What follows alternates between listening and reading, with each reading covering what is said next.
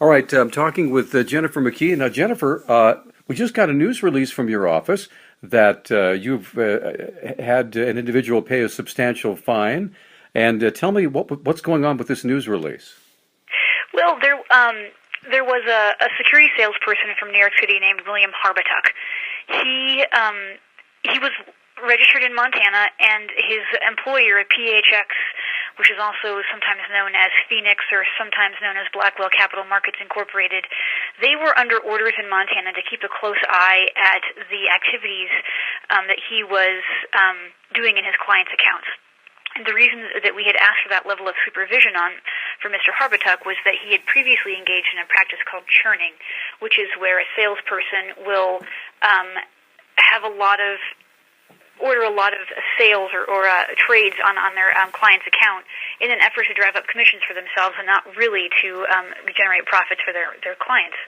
So we had asked PHX to keep a closer eye on him, and they didn't. So last year, Mr. Harbatuk solicited the business of two Montanans, and they invested in excess of $100,000 with him, and he again engaged in churning, and PHX wasn't paying the kind of close attention that we wanted to.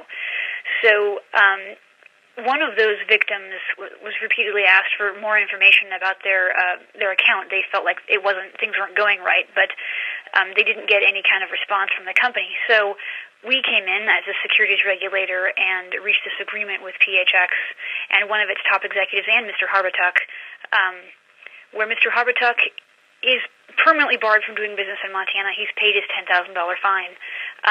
We also asked PHX to pay a $30,000 fine and pay more than $132,000 to the Montana victims when all of those fines have been paid. And PHX has agreed to stop doing business in Montana for a period of 2 years.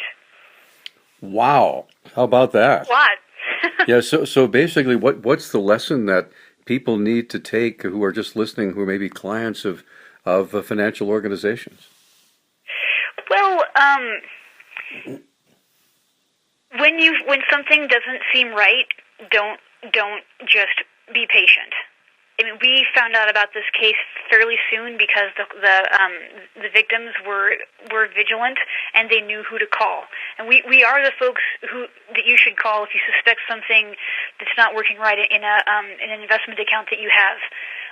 And we don't take this stuff lightly. I mean, there are real victims in these kinds of white-collar crimes, and it's our job to make sure that people who victimize Montanans receive the consequences spelled out in Montana law.